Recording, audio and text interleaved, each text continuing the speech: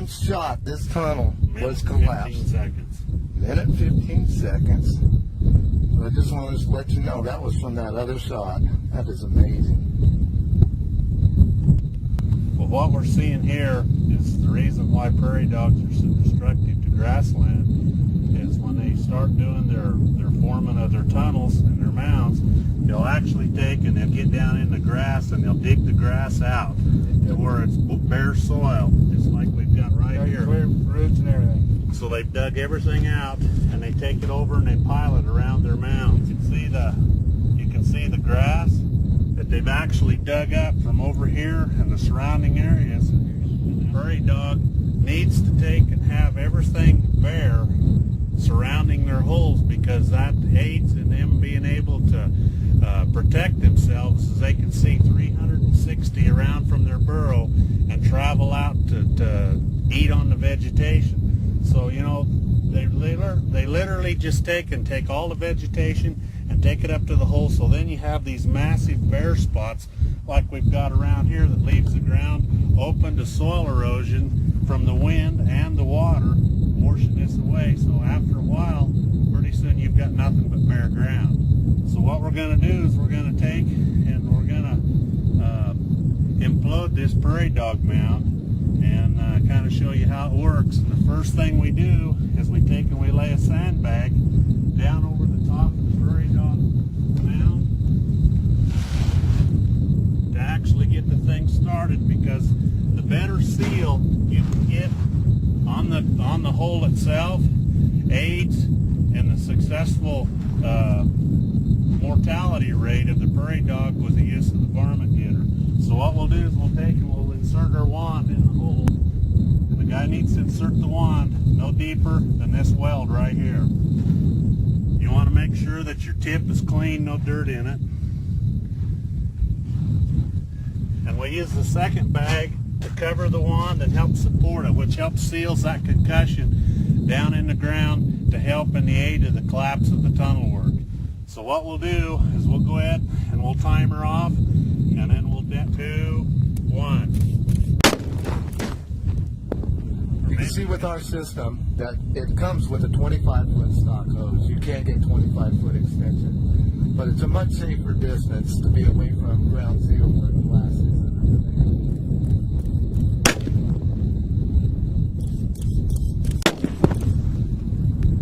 As you can see, by sandbagging it, you keep the concussion in the tunnel system, noise level down, saves on gas. It's just very beneficial to use sandbags. Yeah, backfill your tunnel.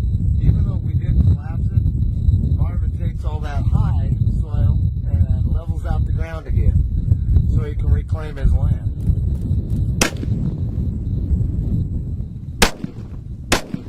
Why was that so loud, Marvin?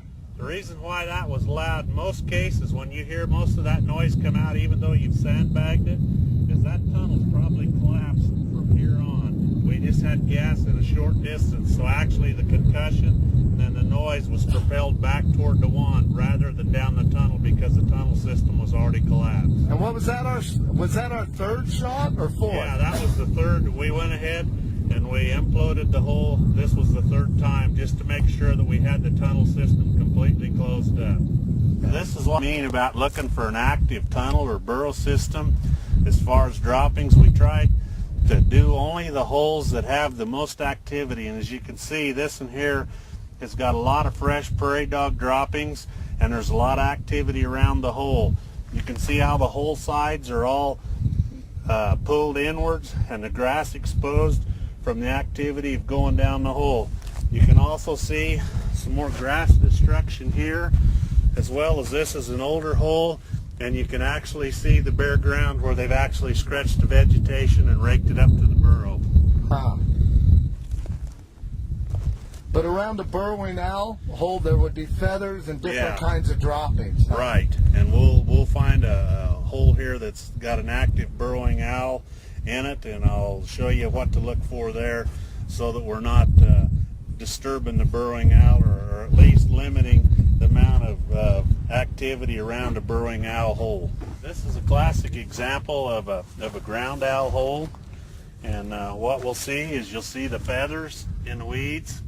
you'll see the droppings in the hole, and you also see we got vegetation around the hole.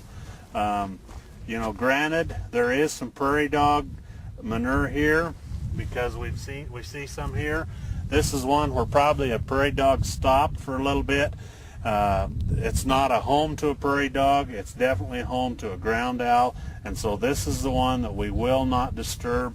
As you can see, we've got some other droppings. Here to show you the difference between a burrowing owl, actually a couple burrowing owl tunnels, and a prairie dog. We just went through the burrowing owl. That's the same tunnel. Now we're going to come around here where Marvin is, and that is a prairie dog tunnel. I mean, huge difference. No vegetation around the hole, and they're very easy. So if anybody says that we're doing damage to the burrowing owl, they're wrong, because the prairie dog burrows and the burrowing owl burrows are totally different. Fire in the hole! Fire in the hole, everybody! Heads up!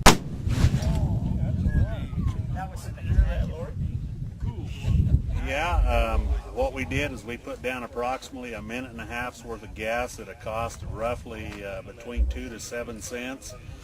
And this prairie dog here, I don't think he'll be coming out to visit any of his relatives. You know, it works really well.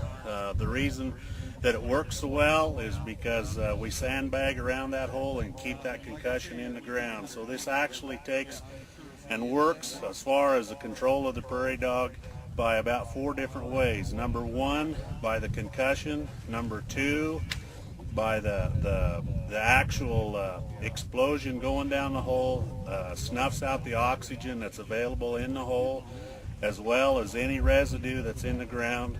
It will go ahead and ignite that if there's any oxygen left and further deplete the oxygen source.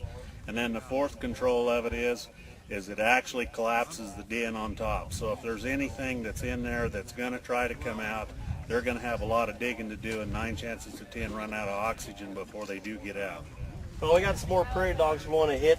We got a lot more people coming in right now, about 25 people out here at Showers Ranch east of Briggsdale. Check out our website at ksir.com to get directions. Still got time to come on down, but we're getting ready to blast another one. My thanks to Barry Schroeder, the CEO of Armageddon, who's here filming an infomercial right now, Marvin Pletcher, and also from Boulder County, we've got Steve Lane. Set her off right now. This prairie dog town started, it was within the confines of these 2 border fences in here, so it covered approximately 5 acres. And just because of drought conditions and the way things turned out for this year, this prairie dog town has broadened out, as you can see, back over the hill to that, beyond the fences there, and back over in here. So it's actually more than doubled in size in the last 2.5 months. If we were to let this go and not try to do any control at all, I have no doubts that within the next year that this prairie dog town would be at least double or triple in size, covering approximately 50 acres. Right now it's at a manageable size. We'll get them under control, get the grass reclaimed back, and hopefully the prairie dogs won't come back in here. And if they do, we've got the varmint getter. We can go back and reapply and control any that might try to move in here in the next 2-3 months that would hamper the reclamation of this grass.